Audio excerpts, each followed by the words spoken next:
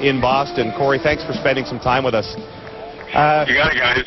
First of all, let's start with when your name first started coming up yesterday, because for the last basically 14 months, as soon as you took over for Luongo in the playoff series against LA, it looked like it would be Luongo who would eventually leave. So how shocked were you when this plot twist happened?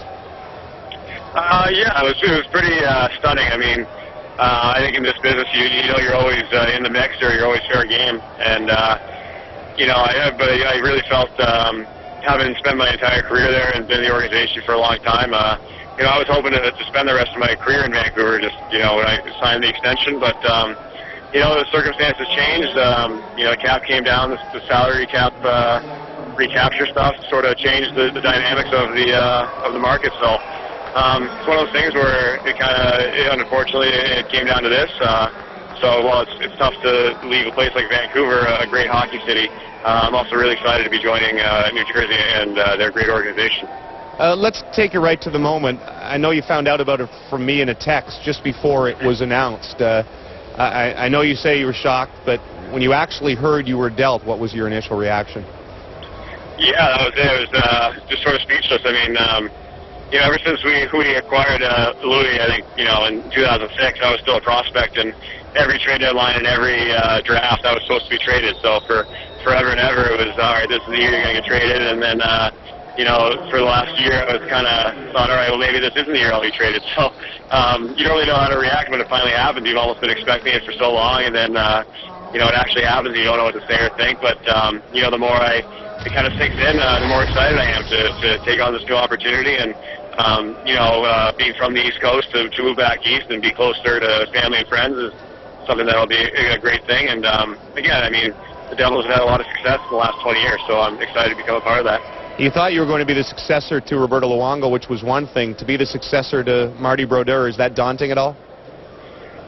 No, I don't think so. I mean, again, in a market like Vancouver, trying to replace a guy like Roberto Luongo is a tall task and comes with a lot of pressure. This will as well. Marty has clearly been probably the best goalie to ever play the game. So I don't think anybody can necessarily come in and replace what he's done for that franchise in that area. So, you know, I'm just going to come in and try to be me and be the player that will best serve the organization. So I'm looking forward to working with Marty, and I think if a lot of goalies early in their career could work with Roberto Luongo and Martin Brodeur, you know, they'd be considered pretty lucky, I think.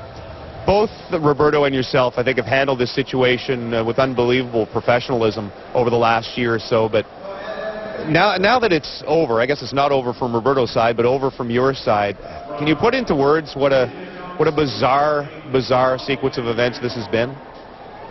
Yeah, I mean, again, I think it was just a strange year in general with the lockout and shortened season, and, you know, nothing really felt normal. And, you know, throughout all of it, he was great. He was so supportive and helpful, and, you know, just wanted the best for me and for his career. And so, you know, it's nice to have a resolution, I guess, just to sort of finally, all right, you know, move on and move on with your career.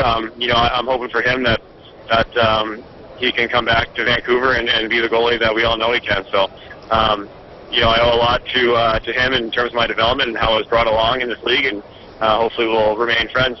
I know you talked to Louis yesterday. Have you spoken with him today? A little bit, yeah. Yeah, I think, you know, it was a little bit surprising for both of us. I'm sure, again, he's been waiting to be traded for the last year, and to sort of have one foot out the door and then told you not. You know, that can take some time to get used to, but again, he like you said, he's been a true professional throughout this whole thing, and you know, I'm sure he'll find a way to, like I said, to just continue playing at a high level. Cory, we really appreciate your time. We'll let you get back to your charity event. All right, guys, thanks a lot.